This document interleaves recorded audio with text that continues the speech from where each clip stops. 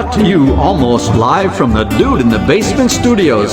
Why? 'Cause that's where the good stuff is. It sips, suds, and smokes with your smoking host, the good old boys.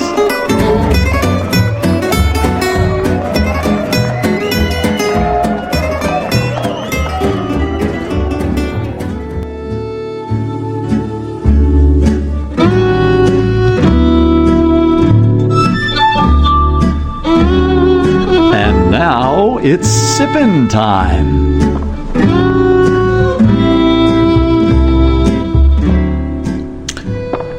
Oh, the music of Wimbledon, shattered by the screeching girls hitting a fuzzy ball across the net. Well, the Brits can screw up plenty of palates with their food. I mean, really, what is a spotted dick anyway? But at least you know how to kick back with a good beverage during a tennis game. Yep, that's right, it's the Pimm's Cup, and we're here to tell you all about this wonderful, refreshing drink today on this Sip segment. So, you most likely have not had this drink unless you've been to Wimbledon or the UK during the summer. It's also quite popular in New Orleans, where it was bastardized American style. While a drink was born in a London bar at the hands of a bartender named James Pimm. The Napoleon House has taken his creation, put a slight twist on it, and really screwed it up. There is no such thing as Sprite in the UK when this drink was invented, nor high fructose corn syrup, and definitely not any of those mutant cucumbers. Say, what is a Sprite in America anyways? And is there really a Napoleon in a house in America? London's dandiest city gents love to partake in oysters and gin, but with its bitter tang, gin was actually knocked back, not savored at all. Enter shellfish monger James Pimm and his famous Central London oyster bar in 1823. Patrons soon swallowed oysters with the Pimm's House Cup, flavored with liqueurs and a fruit extract. This was a more palatable drink, kickstarting the great British Pimm story. Right, it kickstarted something like me getting rich just to put up with these wankers. The elixir was dubbed as a digestion aid and served to patrons in a small tankard known as a number 1 cup. The drink's popularity grew quickly, and by the end of the 19th century, it was ubiquitous all over the United Kingdom. The first Pimm's bar opened at the 1971 Wimbledon tournament, and today over 80,000 pints of Pimm's and lemonade are sold there to spectators each year. That's right, we Brits figured out a really good excuse to get smashed, other than complaining about the government, of course. The striking garnish is an integral part of the well-made Pimm's Cup. Purists wouldn't dare use anything except mint, cucumber, strawberries, and apples, and in a word, only ingredients that are available in Britain. The classic recipe calls for 1 part Pimm's to 2 parts lemonade, and the Brits version is clear and carbonated, and if you can't find it, well, you can substitute a lemon-lime soda. Modern variations endlessly tinker with this classic recipe, replacing the lemonade with ginger beer or tonic. Really? Do you have to tinker? Why not go tinker with your hip-hop music and leave our British drinks alone? And, of course, departing from the classic toppers to actually decorate the glass with such concoctions as orange twist, pineapple slices, or passion fruit. I mean, who ever heard of passion fruit in Britain? Anyway, it's mixed. The fuzzy tea-hued sip is served with ice in a tall glass and artfully garnished. Alright, so here's that traditional Pimm's Cup recipe once again. It's 2 ounces of Pimm's number 1, 4 ounces of English lemonade. It's a mint sprig, a cucumber slice, strawberry slice, and an apple slice for garnish. So this is how you put everything together. It's pretty simple. Add ice to a chilled tall glass. Add the Pimm's and the lemonade, or if you're substituting the lemon-lime soda at that point. Stir gently and garnish with a mint sprig, cucumber slice, and a strawberry slice and an apple slice. Now, one of the things we've noticed is that English lemonade is not as tart as, say, the American version. Did someone say tart? I fancy me a tart thing or two with a Pimm's in me hand. Cue the fake British accents. Not lots of lemon trees in Wales, you say? Why, blimey, how's do you get such a great tasting Pimm's Cup for the Yanks? Well, it's definitely not the Napoleon House version, that's for sure. It's an even split of Pimm's number 1 and a sparkling lemonade from France that's actually infused with some Spanish lemons. You can find this at some specialty food stores, but there's actually a very easy substitute as well. Combine 1 ounce of simple syrup, 3 ounces of a sparkling mineral water with no flavoring that's been added, and add a half a squeeze of a lemon. These ingredients are readily available at just about any bar. You still want to garnish it in the same way, but we do something slightly different with the cucumbers. They're actually cucumber peels, not slices. It kicks up the cucumber and makes for a rather decorative garnish as well. We'll actually post a picture of the final product on our Facebook site. Now, just because you loathe the thought of beans and black pudding for breakfast... Oh gosh, no. If we had some of those great French pastries, there would be no beans on my breakfast plate. Well, be sure don't to miss this wonderful beverage. Even if you're not a gin lover, you'll probably enjoy this beverage all the same. Cheerio for now, and enjoy your Pimms. Oh my, that ball was actually on the line. Oh, the drama of tennis. Looking to a mum for comfort during this trying competition. Please pass the strawberries and cream. How extraordinary. These people can bounce a ball that fast on a grass lawn. Just extraordinary. Oh, Wendell, please check to see if they have some more Pims by the picture for Mummy.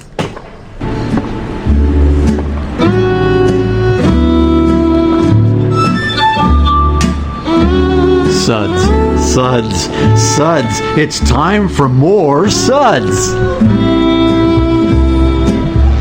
Hello and welcome. This is good old boy Mike, and this is Sip, Suds, and Smokes, and this is today's Sud segment. It is all about the electric brewing system, and joining me for this segment today is the creator and builder of this system, good old boy Chris. Hey, how you doing? Great.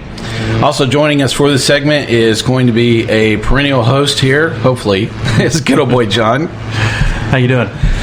So I want to thank everybody for joining us again for another great episode of Sip, Suds, and Smokes, where everything in life that is worth discussing is on this show. And today it is all about a really fabulous brewing system that Chris has created. And we're going to have a great chance to chat with Chris and learn about this and all of the interesting options that I think that Chris has definitely taken along the way in creating a very innovative brewing system.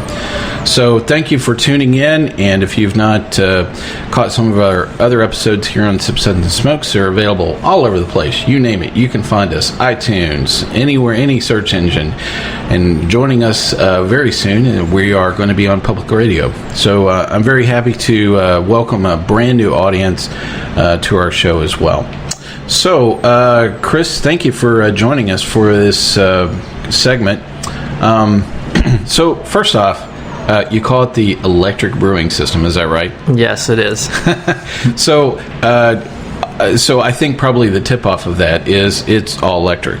Yes, it's all electric system. So tell our audience a little bit about the full setup that you have we're going to talk about today.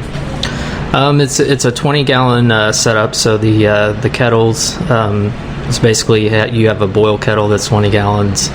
The mash tun is 20 gallons, as well as the hot liquor tank. It uses a Herms-based recirculation system, and basically for recirculating the wort and maintaining the temperatures throughout your mash, which is typical for all grain brewing.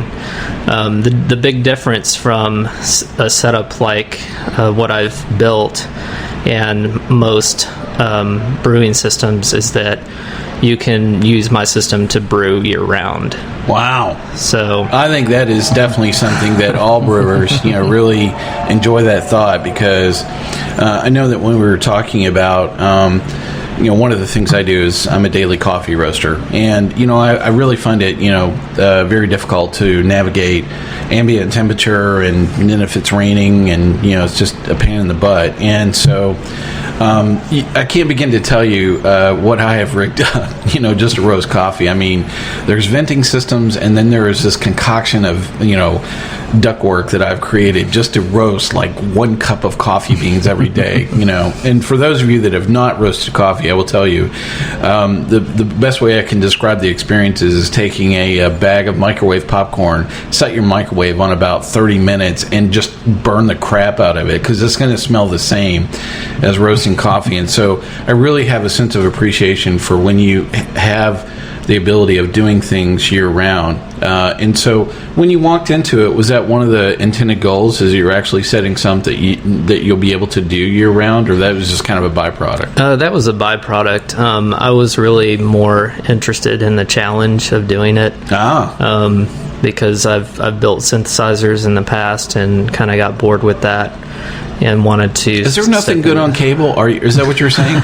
We actually watch a lot of Netflix. So all right, so we have to disclose a little bit about some of the gear that you're wearing, because you're wearing a Doctor Who shirt here on the show. Our listeners can't see that, but I can almost hear good old boy Jim just in a thrill and excitement, at the thought that he has a Doctor Who fan that's actually created a brewing system. So he's not here today, but I know that he's really quite thrilled at the prospect of that.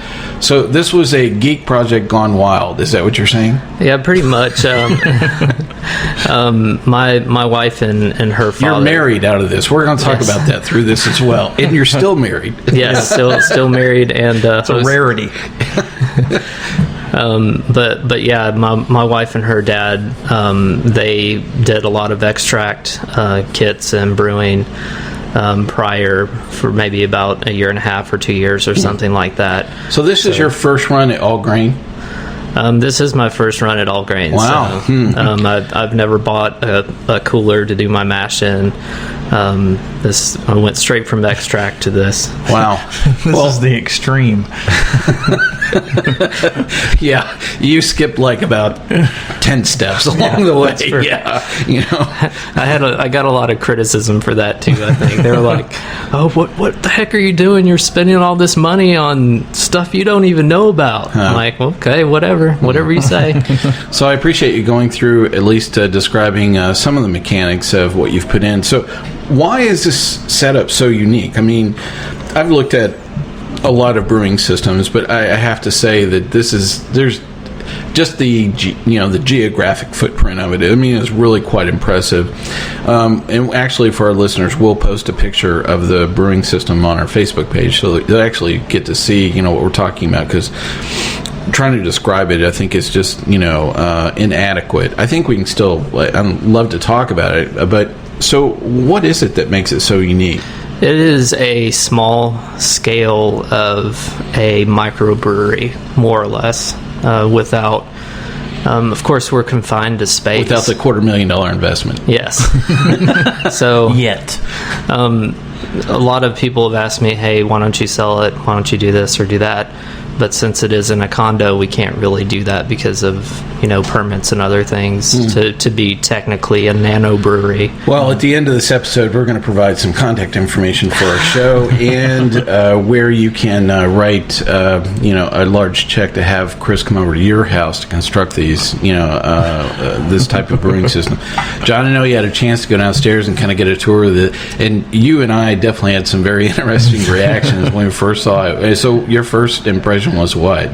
My first impression was it's the most, and I'm not exaggerating at all, it is the most amazing home brewery setup I have ever seen. And I've seen a lot. I've seen pretty much every setup for everyone in our club. I have seen a very similar electric brewery setup by a member in our club, but it gets nothing. It has nothing on the way this one's set up. Like Chris said, it is very much I would call it a nano brewery setup. It's very pretty much all triclover connections, very little hoses, which helps with sanitation and cleaning. The fact that pretty much everything on it is stainless makes it extremely easy to clean and sanitize, which is a key, to brewing in general.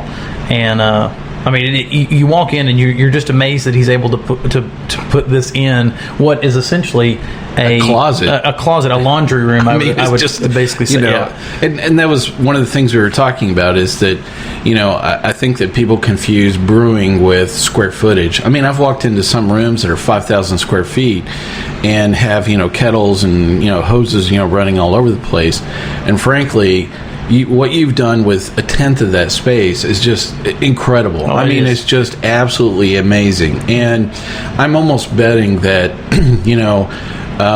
the ability of remaining in small batch, a 10 gallon, is that what you said? Yeah, we're doing 10-gallon batches right now, and actually finished product is 10 gallons, but the amount of wort that we're transferring to our fermenters is around 12 to 13 gallons because of the loss and sampling and taking all of your sampling is gravity very critical. Reading. Yeah, exactly. Very critical.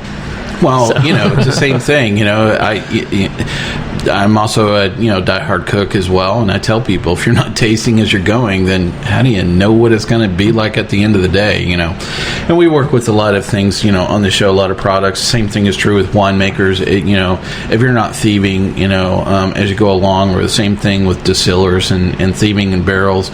It's how do you know what it's going to be like at the end of the day? And the same thing is true about brewing. And I think I've certainly met a lot of brewers that what I would call flame and pray. Yes. And they have no idea how things are going to move along. Part of that is a measure of experience with what they're making. I get that, and plus nobody wants to put a scalding hot, liquid on their tongue, as well, as you're going along. But still, I do think that there are components of smelling and tasting along the way that I think, yield to an element of quality assurance that I think that a lot of novice brewers, forget about doing that. And so, that's a good tip for everybody, isn't it, John? Exactly. So, this was not like an overnight thing either. So how long did it take you to, did you do plans and then create the whole thing, or was this just, you invented it as you went along too? It was a little bit of both, really, because I knew I wanted to go with a 20-gallon system, and that basically was going to give me 10-gallon finished product pretty much every time. But in terms of the layout of the system with the stainless and the way the hoses are all connected and everything like that, took quite a bit of preparation and running a lot of plans by pro brewers. Measure twice and then shove it in. Yeah. So I started back in October of 2012.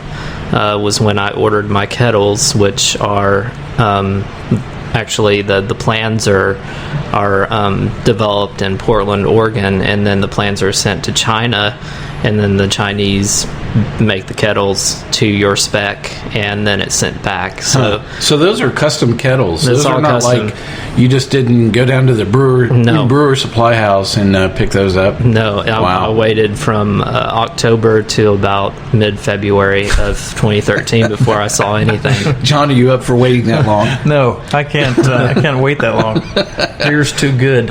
Yeah, I mean, that's just off the hook. That somebody would go to the trouble to actually get custom-made kettles. I mean, especially without having like prior experience with different kettles. You know what I mean? The fact that you've only been brewing for max a year and a half to 2 years. Usually, somebody the traditional setup is you buy a turkey fryer, and you start there, and you maybe move up to a stainless steel kettle that's slightly larger. Then there's you buy usually a fire in between. There usually is. There's a fire and then there's divorce, then there's bankruptcy, and then you move on to really brewing beer. You've skipped all those steps, man. Yeah, exactly. Well, after the initial water test was kind of the moment of truth, and I can remember how extremely nervous I was, almost shaking, when I turned on the brewery panel. because I thought something was going to blow up. Yeah. So All right. Well, I don't know who your homeowner's insurance is with, but we won't let that carrier know where you live or that policy number. 'Cause I'm sure they'll cancel that bad boy pretty fast. So certainly that took a lot of patience, over that period of time, and you learned an awful lot about manufacturing, products, along the way as well, and even doing it in a foreign country. Mm-hmm. So I mean, it's just quite extraordinary. So don't try this at home, folks. Reach out to Chris, just have him, leverage the experience he's already had. Brewery builder for hire. There you go. I like that. I do consult people now. Another first here on Sip, Suds, and Smokes. So, there's definitely some issues, that you probably had and, lessons learned that you had. And, I mean, you're at least having a moment of, celebration right now and being able to brew, year-round, in this thing. But what did you learn kind of along the way about doing this, Chris?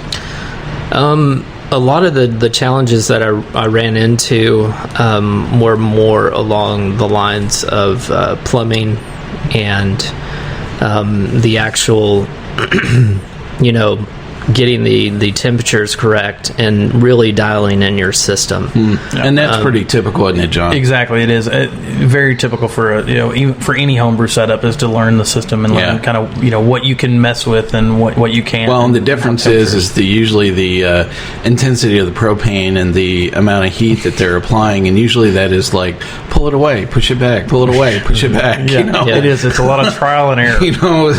Let me turn the propane valve a little bit better. You have a lot more control in an electric system, don't you? Yeah, the big benefit to the electric system is that the heating elements, which are actually like water heater type heating elements, the ones that I have are 5,500 watts each, and that really allows me to heat up water pretty quickly, but not overshoot temperatures because the heating elements are controlled by PID controllers, which doesn't overshoot anything and really just holds the temperatures pretty steady. Wow, that's definitely what you need right there is the ability of having temperature control for sure. Very much so.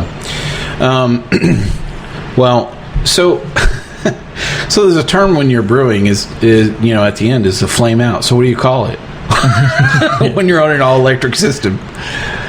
I guess technically you still call it flame out, but it's more of a it's a kind of an oxymoron because there's no flame. But it's you definitely can't call it flame out. You'll have to come up with a new term for us, then, Chris. Knockout. I like knockout. That. I like that. That'll work. Knockout. I think I've heard that at the commercial level. I think they call it knockout a lot of times. Well, okay, I'll have to call it that then, I guess. Chris just calls it when it's done, when it's finished. Well, there's something I know that probably doesn't work so well in this setup. So what are some of the cons that you've learned about it that you're just like, wow, that just sucks? Even though John said stainless is easy to clean, it's a pain in the ass to clean.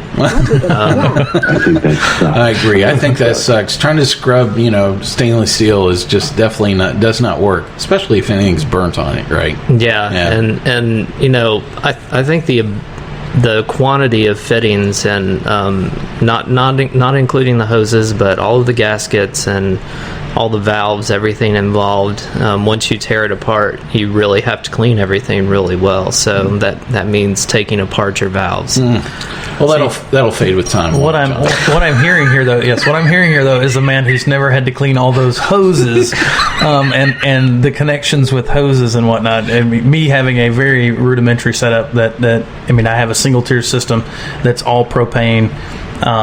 And it's mostly silicone, high temp silicone hose. Cleaning those is much more difficult, I think, than being able to. For me, at least, what I would do if I had Chris's setup and I was cleaning it is everything would be broken down. I would throw everything into a big pot and boil it, maybe with some PBW or some sort of stainless cleaner, and then pull everything out after that, and then you scrub piece by piece. But there are more pieces in your system, I would say, than my setup. But I would feel more comfortable after the fact with the sanitation and the cleaning that was done in the stainless than I do with my hoses. It's and whatnot. interesting that you say that too, because one of the big benefits to the plumbing in my system is that you can do a clean in place. which means that Wow. I mean, that is pretty incredible, I mean, I don't think I've heard of that, even in a commercial setup, So the clean in place really allows you to, heat up, water, and then, add some PBW to that, and then recirculate that water back through the valves and everything, your hoses, lines, and basically do that several times, over the course of 20-30 minutes, and then you're done. You drain the system. What a cool setup. I mean, oh my God, you really have thought about, not just making the beer, but keeping the equipment, in some functional condition, as well. I mean, that's just amazing, Chris. I mean, really incredible. Well, I think one of the challenges I probably, John and I would have for you is you should create a spreadsheet about, your cleaning schedule, and you're going to see these high measures of aspirations, and then it's like, crap, I don't need to clean that. Yeah. I can imagine very early on in the process, it would be completely taking it apart, cleaning everything thoroughly, and then eventually it's like, clean the place, let's just turn that sucker on and boil the water. And I have like this scene playing in my head, from a movie where I forgot the name of that movie where the guy's cleaning his gun in the head, and he's sitting there rubbing his gun and talking to it. Do you do the same thing with your valves? Do you rub your valves? I don't rub the valves, but I do polish the kettles. So, well, you have to. Don't polish the kettle too often. Exactly. We might go blind. All exactly. Right, all right. So I think one of the interesting things most people ask is how much. I mean, definitely with everything we've talked about. So, when you told me the figure, I was very close, to guessing about at least how much capital you had in equipment. There's a lot of time involved as well. So definitely with the setup that you have, about what kind of price range are you in? Right now, at least 10,000. Wow. Yeah. So, but it's not your starter setup typically. What's a turkey baster run about? $120 plus let's say your turkey fryer with propane stand is probably in the range of $60. Well, then there's the proverbial fire on the deck. So you got to spend $5,000 to replace all the wood. The divorce lawyer is probably going to run you about $15,000. So you're saving money in the long run. I agree. So it's, some women figure out how to save money with shoes. I'm helping you with a grand moment of rationale where you can actually move down to the point of just buying the right brewing system from the get-go, avoid burning the deck, the divorce case, and go right to the point where you'll be actually brewing great beer. And it typically costs about a quarter more than you initially estimated. Yeah. Because once you figure in your electrician and any other costs that are just not even accounted for until you start doing it, like the actual room build out costs quite a bit of money. So did you execute a prenup before you started building the brewing system? No. Well, maybe we should have suggested that. Yeah. So do you have future plans about other changes that you want to make to the setup? We took a tour recently. We took vacation in the UK. We went to the Isle of Jersey for a few days, and we went to that sounds like a lot of fun. Definitely. Yeah, we went to this brewery called the Liberation Brewery, and I've had a lot of beers, and the beer that I tasted there, this guy has won gold in the International Cask Ale award category. But his beer was phenomenal. I have the scene in my head playing with 5 guys from Scotland sitting around going, "Whoa, laddie, what do you think of that brew there? Oh, drop it in the cask a little bit harder there. So it's a little bit bigger than that. You're saying? Yeah, I mean, we like went the Philadelphia Beer Authority. we went to several pubs there, and I was not impressed with most of the English beer. Wow, there's a shocker that, you would say that would suck.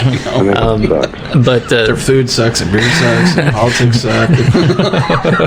but they have Doctor Who, so I can't complain. They made up for it, at least with some effective, good BBC programming for 40 years. I agree. Couldn't come up with another original series. Yeah. So after going to the brewery and taking the tour, trying his Liberation Ale, which was phenomenal, I came back from that and maintained kind of a relationship with the head brewer. And he has a very large brewery. I mean, they are cranking out, I don't know how many kegs of beer a day. But so did you walk away with some yeast? No, but he might, if he's nice, he might send me some. He might ship me some. So I'd say send him a picture of the setup and say, I'd love to try it out, here in the States, with our water and your yeast. Yeah. So going back to your question, what I improve? His primary I want to say secret weapon was the hop back. And using the hop back along with whole leaf hops to basically not recirculate, but just do like a gravity drain through post boil through the hops to I can really. Tell John's excited just at the whole discussion. He's sitting here nodding his head, going, "Yep." Yeah. Mm-hmm. Salivation.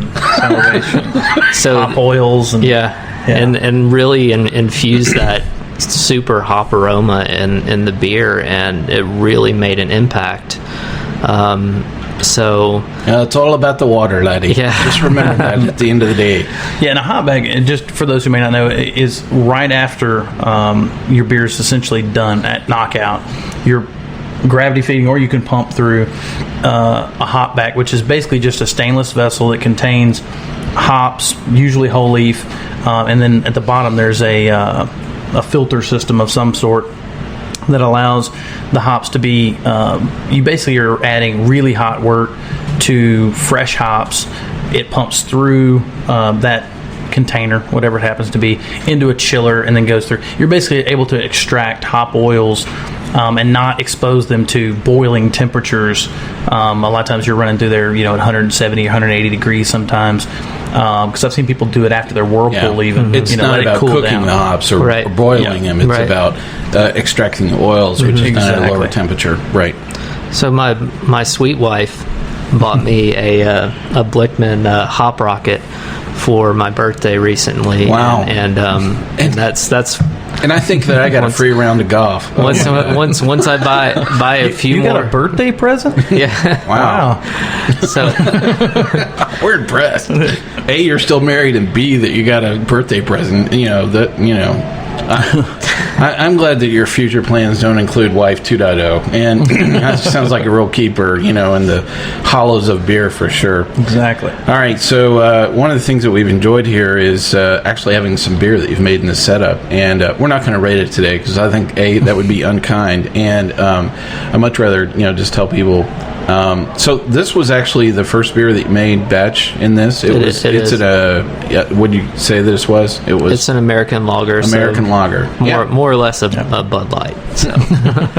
we don't use those terms on this show. I'm sorry, wrong button there. We don't say the word InBev or So, I enjoyed getting to taste your first batch, and John and I had much the same reaction. John, what did you think? It really is. We're not going to rate it, but I'll say it's an excellent example of the style, especially for the first batch on a system that you're not familiar with, you're not comfortable with even. It's a really good example of the style.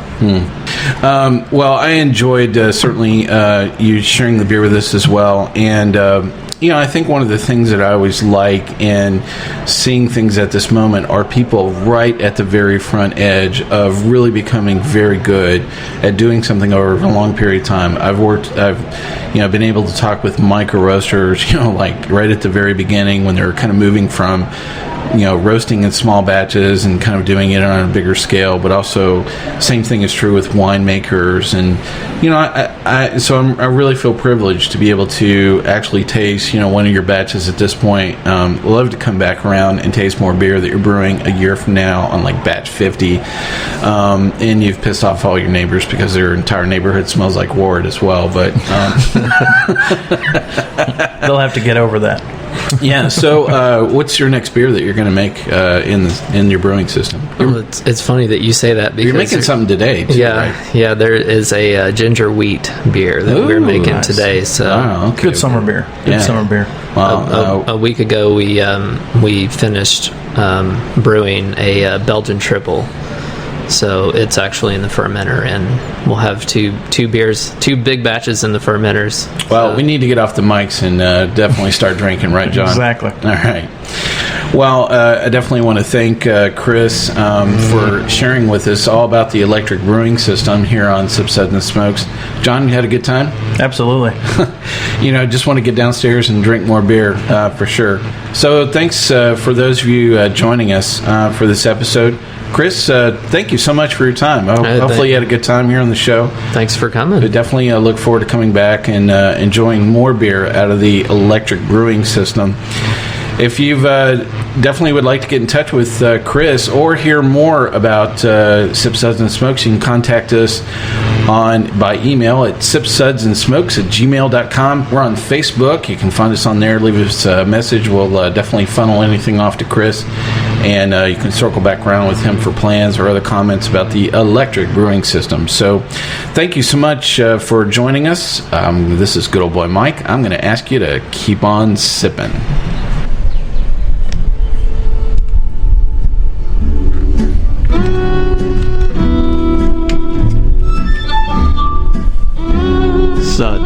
Suds. It's time for more suds. Welcome to this Suds segment. I am one of your hosts, good old boy Mike. Today I am joined with good old boy Jim. Hello. And good old boy Reverend Mark. How are you doing, people? This is another one of our Suds segments on Lawnmower Beer. Ah, the sounds of spring. All the sounds of summer. It just never stops. It doesn't. It just keeps going. Not until mid-October. You keep watering. You keep cutting. It just doesn't stop. Well, and with that, we are committed to finding your perfect lawnmower beer. And our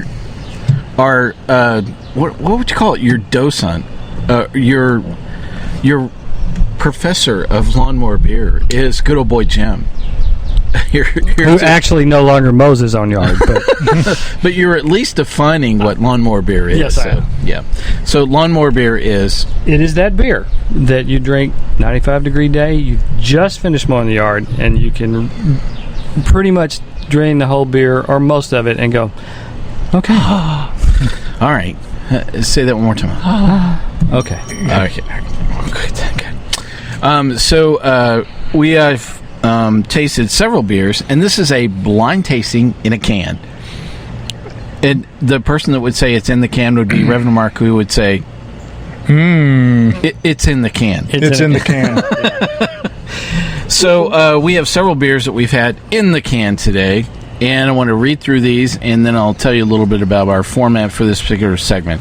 Oscar Blues Dale's IPA, Oscar Blues Yellow Pills, Good People IPA, Butternut's Heineweisse Farmhouse Ale, Butternut's Pork Slap Pork Ale. That's not right. No, that's not. Butternut's Pork Slap Pale Ale, Finch Golden Wing, Finch Cutthroat Pale, and Genesee Cream Ale, and we had an InBev Fake Out, Bud Light. And I actually have a story. I actually went and bought that beer. I couldn't believe it. And I thought my hand was going to explode. Where did you find it? I'm not going to say. Okay. It was the tall boy at your favorite convenience mart, and I just couldn't believe I went into the. I'm like, where can I get any InBev beverage where I'm just buying like one? Because, I just couldn't. I thought my hand was going to explode as I was paying for it. All right, so the way we're going to go through this segment is we have tasted all these beers in a blind taste testing, and none of the beers have been revealed to good old boy Mike, good old boy Jim, or Reverend Mark, and we're going to go through our top 3 picks. Good old boy Jim is actually going to do the reveal of what we've picked in our top 3, and we're going to capture our reaction in real time and rate our suds rating for this. So it should be a very interesting episode, and I look forward to helping you pick out the perfect lawnmower beer. So first up is actually going to be good old boy Jim. Since I came up with this system, right? And the definition of lawnmower beer. Well, and I would actually like to extend the definition here that if it's in a can, okay, this also broadens this category. You can take this to a music festival. So I know you're all about the portability of the container. Has this much. Well, they won't let you carry bottles in. Utilitarian need, exactly. in taking the beer to other destinations, correct? And based on my recent cultural experience of going to a concert at Bridgestone last night, also something equivalent to your InBev fake out, tall boy light beers are apparently what you buy your dates, because there were a lot of them. Okay. All right. And you can define success as if by halfway through the concert they're raising can up above their head. It's going to be a good day. All right, the big reveal, at least for your top 3, is going to be... Number three, which was our ranked or listed number 7. I said it was lightly hoppy, had a good finish, and that turned out to be, where did it go?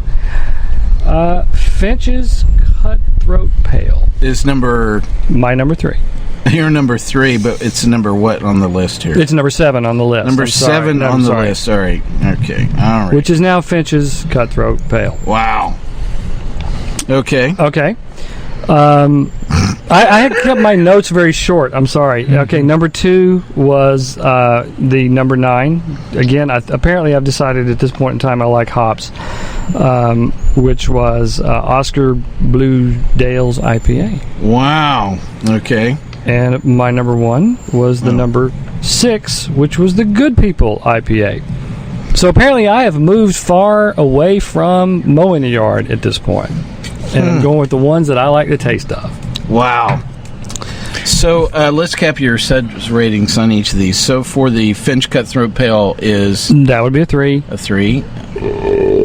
Was that a belch? Okay. Yeah. I'm sorry, would relief. Yeah.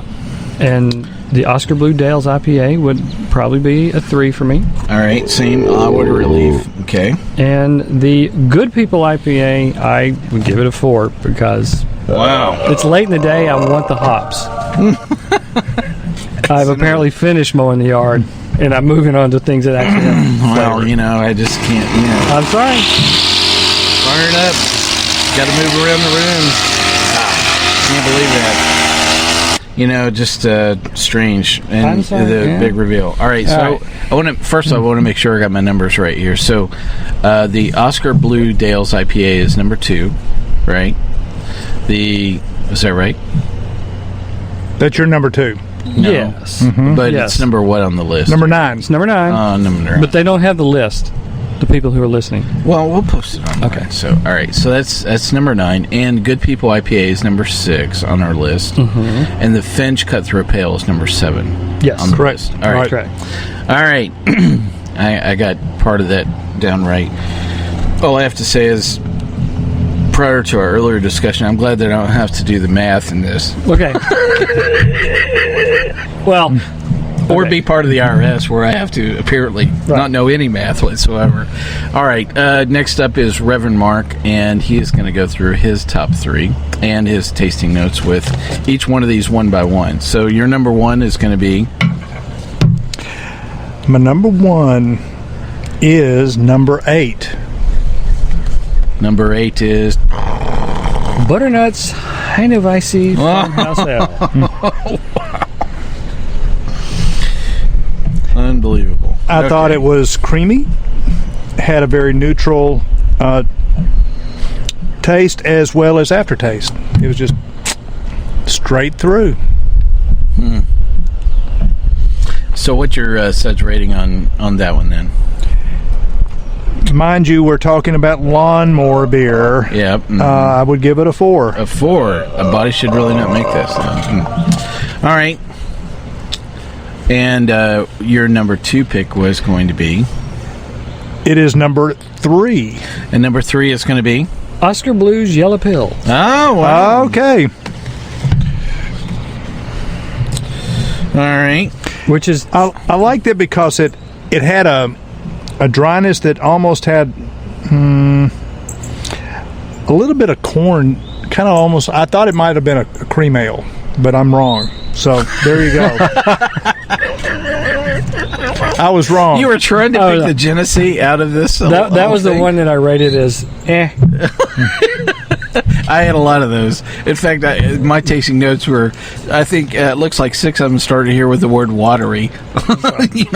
Right. Wow. Okay, so your number 3 pick is going to be? Number 2. Wow, number 2, which has not been revealed yet, and that is going to be? That would be Bud Light. I thought so. Seriously, I picked that beer because I thought it was. And you would have been very popular at the Ava Brothers concert last night. Man, I can't believe. Here's my tasting notes. It's a shameful moment. Here's my tasting notes. Mark. Your tasting notes are going to be? Fairly weak. With no apparent taste. Great Lawnmower Beer. Okay, but I mean, granted, I went all IPA and hops and everything, which is probably not what I would do at the end of a lawnmower. But really, you got to have something more. Not for a Lawnmower Beer. Really? Well, you could drink water. Yeah.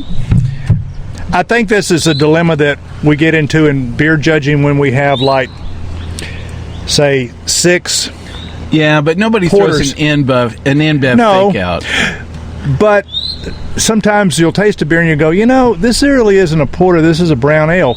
Yeah, but it's such a good beer. And you're going, yeah, but it's not a good porter.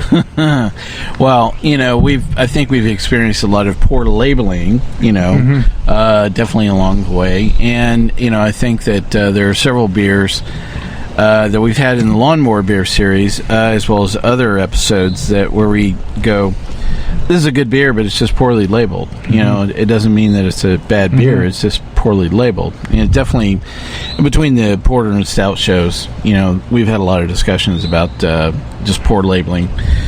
Dave, we miss you, man. You're the king of poor labeling. All right. So with that was your top 3, right? Top 3. All right. So here we go. All right. No longer matters because the wind has taken the list. No way. Way. All right. Hang on just one second. I got to get this spot out of the yard. We hit blue. We're faking out several moments here. I think I missed that spot right there. Hang on a second. I think I got to go in. I got to go get Reverend Mark's Bud Light. All right. All right. I'm glad I got all that done. Finally. Whew, man, I'm glad I can come inside and finally enjoy a cold, wet, lawnmower beer. All right.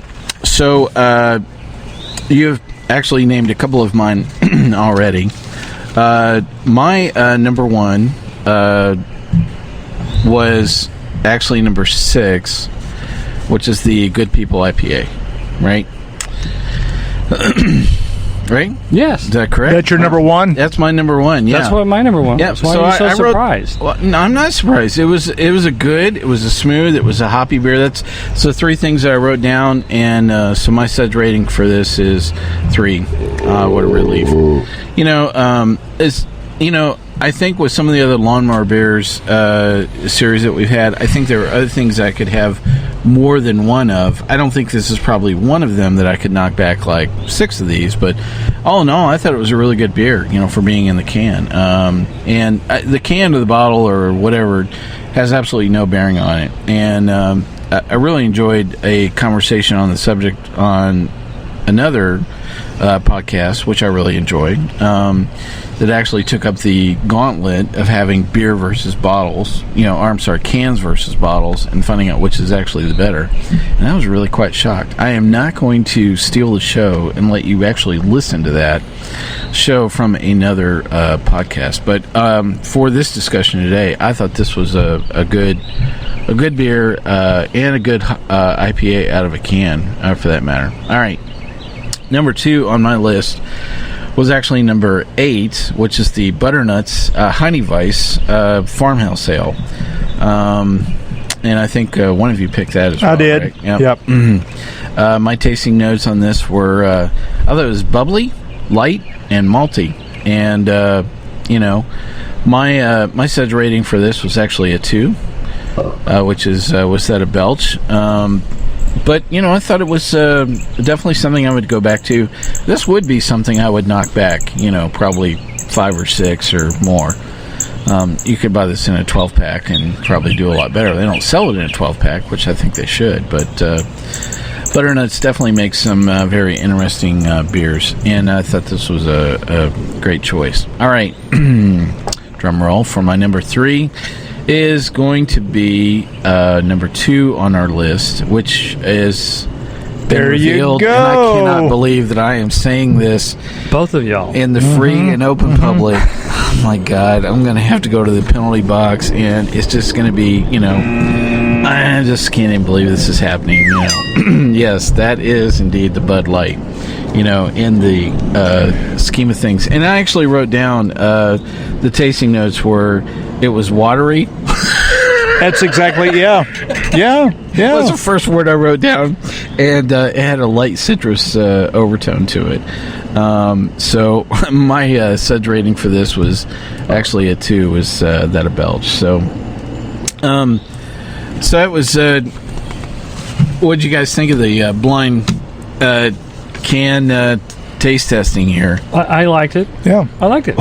Only in the fact, too, Because it keeps you honest. Well, I mean, I know. I'm sorry, but there's no way. I can't believe I picked. Apparently, for me, the kryptonite factor of Bud Light is still very strong, so I can avoid it under any circumstances. And Mark and I can no longer bash at least Bud Light. We can bash other InBev. But I think it's also a question, what are you looking for, and then what do you prefer? And I wouldn't have any. Here, it was kind of like, it was a question of what are you looking for in this list, and which one lines up closer than the others. For me, I think, we did fine. And not knowing what was what allowed you to really let your palate tell you, Yeah. I actually, for instance, the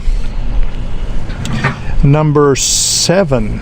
And that was Jim's number 3, right? Well, and actually... Here's my tasting notes. Too much good beer to be drunk so fast. There you go. And, it's interesting, but I've had a lot of Finch beer, and I like their Threadless, IPA, which is a really great IPA. And, they have both a blonde as well as this golden wing that we had today. And I thought, I've really enjoyed a lot of great beer that's coming out of Finch, out of Chicago. I mean, that is a tough market to really hang tough in, to really try to make a stab at penetrating. And it's nice that they've expanded geographically really well, but more importantly, they have not stuck with, just one style of beer to try and get away with. And, I would probably come back to the Finch just because I've had it several times, both on tap as well as in the can. I think I probably enjoyed the ones that I've had on draft better than the one that we had in the can today. It's just, I don't know really why. I probably haven't tasted them side by side, but so, but I'm even looking at my own notes about the Finch, and I wrote down watery, funky hop. So, I say all that, and then I just put my foot in my mouth, saying it's a really great beer, but apparently it doesn't taste as well as other things that we had today. Well, very interesting experience. Always, blind tastings keep us incredibly honest here on Sip, Suds, and Smokes. And I always think that these are one of the more interesting experiences we do. Nobody picked the Genesee Cream Ale. No. So what number was that? Genesee Cream Ale was number 1. Was number 1. And my notes for that were, there's nothing there. And I wrote down watery, smooth, and natural flavor, or no flavor. Yeah, there's nothing there. I actually rated it a 1. Well, and I noticed that it had some caramel malt to it, which is uncharacteristic of a cream ale. Huh. I'm really shocked that I did not pick the Oscar Blues, the Dale's IPA, because I've had that several times out of a can. Didn't even hit my top list at all. Hit your, Jim, hit your top list, right? And my tasting notes on that were hoppy and malty, and I put it at the bottom. And you were keeping with the theme of 2 words of Lawnmower Beer, which is the important thing through all of this. I will say it's interesting to me that I went with my number 1 was the Good People IPA, and my number 2 was the Finches, but my worst was the Finch Golden Pale. Huh. Wow. Because my one word for that one was bad. Bad. All right, so here's the question to wrap up this segment, which is, so if you were faced with, and I like how you described it, which was a situation where you could not take a bottle into a particular situation, and you were faced with, you had to take a can in, and there was an event that I went to recently that was like that, where I could only take in anything that was not in a glass bottle.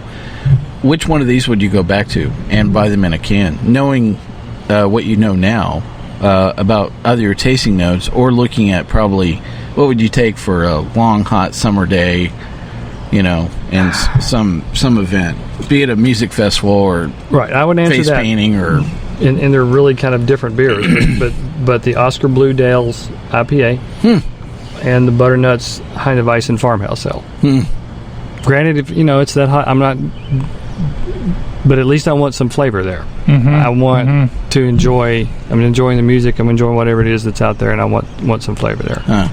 Well, I'll echo at least one of those choices, which is I would probably go back and buy the Butternuts Heineweis Farmhouse Ale. I just thought it was chuggable, and I would buy that in a can, every single day. So, Reverend Mark, which one of these would you go back to?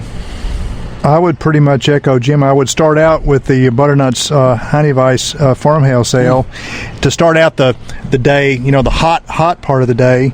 And then, once the sun is going down, it's kind of mellowing out, and you've already, sort of got a little bit of a settled feeling in your day. Then I would then escalate it up a little bit to the Oscar Blues IPA. There you go. Well, there you have our not only our top 3 picks, but the picks that we'd actually go back to we would get out of this take list. To Bonnaroo. Yeah, or some other place for that matter. So, really a great discussion always. I enjoyed hearing my co-hosts and their always this experience that we go through with blind tastings here on Sip, Suds, and Smokes. I want to thank my co-hosts, good old boy Jim. Thank you. And Reverend Mark. May the beer be with you. This is good old boy Mike. I'm going to ask you to keep on sipping, and Reverend Mark's going to tell us that it's in the can. It's in the can. Thanks, everybody. Enjoy your Lawnmower Beer.